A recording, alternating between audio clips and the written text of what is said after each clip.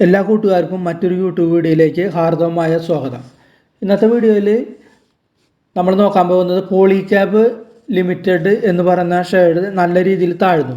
അപ്പോൾ അതിൻ്റെ ഫണ്ടമെൻ്റൽ വശങ്ങൾ നമ്മൾ നോക്കാം. ഇനി അത് ബൈ ചെയ്യാൻ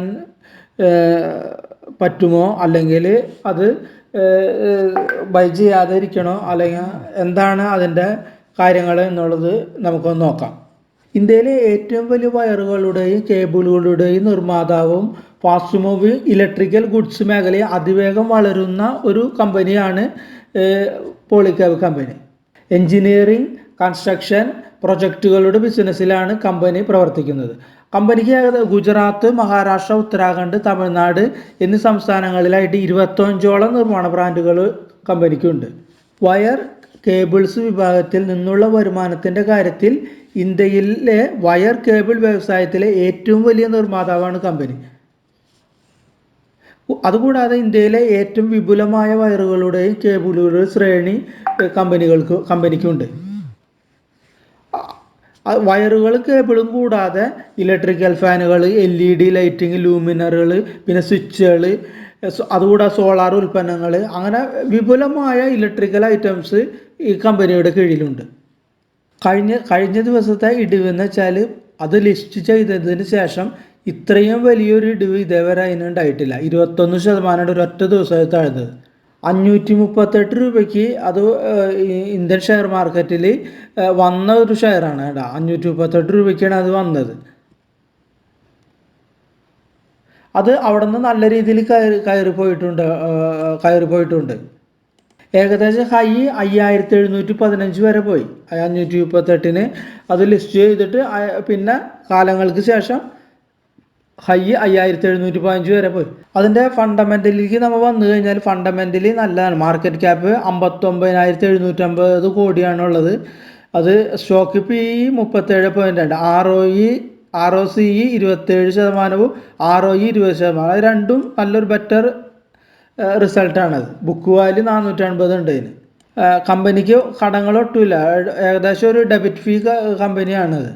അതുകൂടാതെ ഡിവിഡൻഡ് നല്ല രീതിയിൽ കൊടുക്കുന്ന ഷെയറാണ്. ഏകദേശം 20 രൂപ കഴിഞ്ഞ 2023 20 രൂപ ഡിവിഡൻഡ് കൊടുത്തിട്ട് അതിന് മുന്നത്തെ വർഷം 14 രൂപ ഡിവിഡൻഡ് കൊടുത്ത് അങ്ങനെ ഡിവിഡൻഡും കൊടുക്കുന്ന ഒരു കമ്പനിയാണിത്. പ്രൊമോട്ടേഴ്സിൻ്റെ കയ്യിലും ഏകദേശം ഒരു 65%-ഓളം ഷെയർസ് പ്രൊമോട്ടേഴ്സിൻ്റെ കയ്യിലുണ്ട്.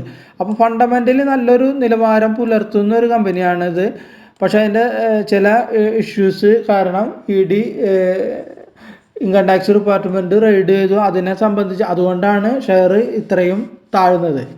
അപ്പോൾ ഇനി നമുക്ക് അതിൻ്റെ ഗ്രാഫ് വെച്ചിട്ട് എന്താണ് ഇനി ചെയ്യാനുള്ളത് എന്ന് നമുക്കൊന്ന് നോക്കാം. പോളിക്യാബ് ഇന്ത്യ.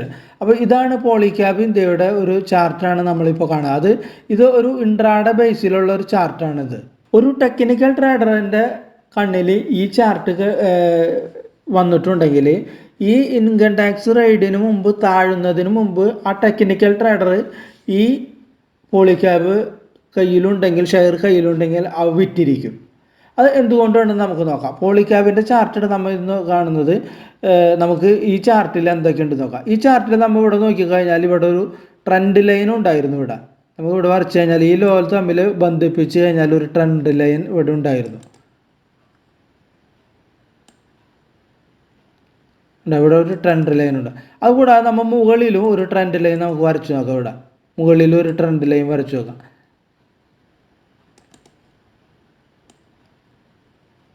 അപ്പോൾ ഈ ചാനലിൻ്റെ ഉള്ളിൽ ഈ ഒരു ചാനലാണ്. ഇതിൻ്റെ ഉള്ളിലാണ് ഇത് ട്രേഡ് ചെയ്തുകൊണ്ടിരുന്നത്. അപ്പോൾ ഈ ട്രെൻഡ് ലൈൻ ബ്രേക്ക് ചെയ്തു. ഈ ട്രെൻഡ് ലൈൻ ബ്രേക്ക് ചെയ്യുമ്പോൾ നമ്മൾ അതിന് മുമ്പും ചില കണ്ടീഷൻസ് നമ്മൾ നോക്കേണ്ടതായിട്ടുണ്ട്. അത് നമുക്ക് നോക്കാം. ഇവിടെ ഒരു വലിയൊരു റെഡ് ക്യാൻഡിൽ, ആ റെഡ് ക്യാൻഡിലിൻ്റെ ഒരു ചെറിയൊരു സപ്പോർട്ട്, ആ സപ്പോർട്ട് ഇവിടെ ബ്രേക്ക് ആയിട്ടില്ല. അപ്പോൾ ഇവിടെ രണ്ട് കണ്ടീഷനാണ് വന്നത്. ഒന്നാമത്തെ ഇവിടെ ഒരു ചെറിയൊരു കൺസോളിഡേഷൻ ഏരിയ, ഒരു വലിയ റെഡ് ക്യാൻഡിലിന് ശേഷം വന്ന ഒരു കൺസോളിഡേഷൻ ഏരിയ 5345, 5330 ആ റേഞ്ചിൽ വന്ന ഒരു കൺസോളിഡേഷൻ ഏരിയ.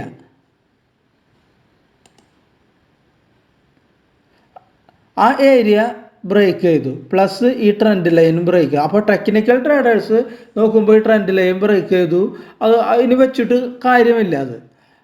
പക്ഷെ അതിന് ശേഷം 2 ദിവസത്തിന് ശേഷമാണ് ഇത്രയും ഹൂജ് ആയിട്ട് ഇത് താഴുന്നത്. അപ്പോൾ ഒരു ടെക്നിക്കൽ ട്രേഡറെ സംബന്ധിച്ച് ഇതിന് ഒരു അത്ഭുതങ്ങൾ പറയാനില്ല. കാരണം ടെക്നിക്കൽ റീസൺ ആയിട്ട് ഇത് ഓൾറെഡി താഴേണ്ട ഷെയറാണ്.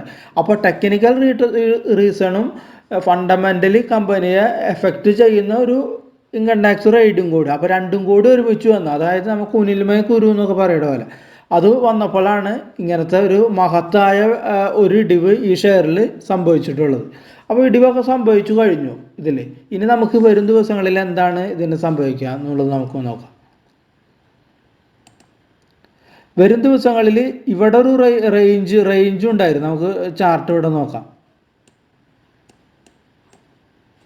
ഇവിടെ ഒരു കൺസോളിഡേഷൻ റേഞ്ച് ഉണ്ടായിരുന്നു. ഇവിടെ ഒരു കൺസോളിഡേഷൻ റേഞ്ച്, ഒരു ചെറിയ റേഞ്ചാണ് കൺസോളിഡേഷൻ റേഞ്ച്. ഈ റേഞ്ചിൽ നിന്നാണ് ഈ ഷെയർ ഒരു ബ്രേക്ക് ഔട്ട് കിട്ടിയിട്ട് കയറി പോയിട്ടുള്ളത്.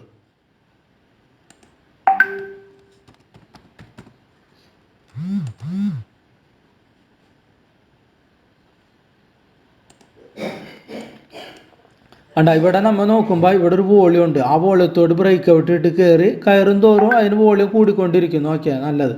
അപ്പോൾ ഇനി അടുത്ത നമുക്ക് വരാനുള്ള ഒരു സപ്പോർട്ട് പോയിന്റ് എന്ന് വെച്ചാൽ ഈ സോണാണ്. ഇവിടെ ഒരു സോൺ, നമുക്കിവിടെ ഒരു സോൺ വരച്ച് കഴിഞ്ഞാൽ ഇവിടെ ആയിരിക്കും അടുത്തൊരു നല്ലൊരു മേജർ സപ്പോർട്ടായിട്ട് ഇവിടെ ആക്ട് ചെയ്യുക, ഏകദേശം 3600 റേഞ്ചിൽ. അപ്പോൾ ഈ ഭാഗത്ത് വന്നിട്ടുണ്ടെങ്കിൽ ഒരു ചെറിയൊരു അപ്സൈഡ്, അതായത് നമ്മൾ ബോളൊക്കെ നിലത്തിടുമ്പോൾ ഒരു റിജക്റ്റ് ചെയ്ത പോലെ ഒരു അപ്സൈഡിലേക്ക് ഒരു ചാൻസ് കാണുന്നുണ്ട്. പ്രോബബിലിറ്റി, അതൊരു പ്രോബബിലിറ്റിയാണ്, ഒന്നാമത്തെ ഒരു പ്രോബബിലിറ്റി. രണ്ടാമത്തെ ഒരു പ്രോബബിലിറ്റി എന്ന് വെച്ചാൽ മാർക്കറ്റ് ഇപ്പോൾ ഇവിടെ നിൽക്കുന്നു. അപ്പോൾ ചെറുതായിട്ട് ചെറുങ്ങനെ ചിലപ്പോൾ ഇവിടം വരെ ഇതിൻ്റെ ഈ കൈ വന്നിട്ടുണ്ടല്ലോ, ഇവിടം വരെ ചിലപ്പോൾ എത്തിയിട്ട് വീണ്ടും ഒരു താഴേക്ക് വരാം. അത് പ്രോബബിലിറ്റി നമ്പർ 2.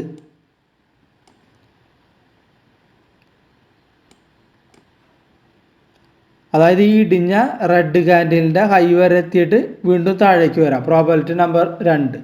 ഇനി മൂന്നാമത്തെ പ്രോബബിലിറ്റി എന്ന് വെച്ചാൽ ഇവിടെ ഒരു നാരോ റേഞ്ചിൽ കുറച്ച് നാൾ ട്രേഡ് ചെയ്തിട്ട് ഒരു 5, 6, 7 ദിവസങ്ങൾ ട്രേഡ് ചെയ്തിട്ട് വീണ്ടും ഒരു താഴേക്ക് വന്നിട്ട് ഈ സപ്പോർട്ട് വരെ വീണ്ടും പിടിക്കാം. അപ്പോൾ ഈ സപ്പോർട്ട് വരെ എത്തുന്നത് വരെയാണ് നമുക്കൊരു വെയിറ്റ് ചെയ്യാനുള്ളത്. അവിടെ നിന്ന് വീണ്ടും മാർക്കറ്റ് തീരുമാനിക്കും എന്ത് വേണമെന്നുള്ളത്. അവിടെ വരുമ്പോൾ ഒരു കലാശക്കൊട്ട് എന്നൊക്കെ പറയില്ലേ നമ്മൾ, ആ കലാശക്കൊട്ടായിട്ടായിരിക്കും ഇവിടെ വരെ എത്തുക. അവിടെ നിന്ന് വീണ്ടും ഒരു നേരെ മുകളിലേക്കോ അല്ലെങ്കിൽ ഒരു കൺസോൾട്ടേഷൻ എടുത്തിട്ട് വീണ്ടും മുകളിലേക്കോ പോകാനായിട്ട് അവിടെ വന്നതിന് ശേഷം മാത്രമാണ് തീരുമാനിക്കുക.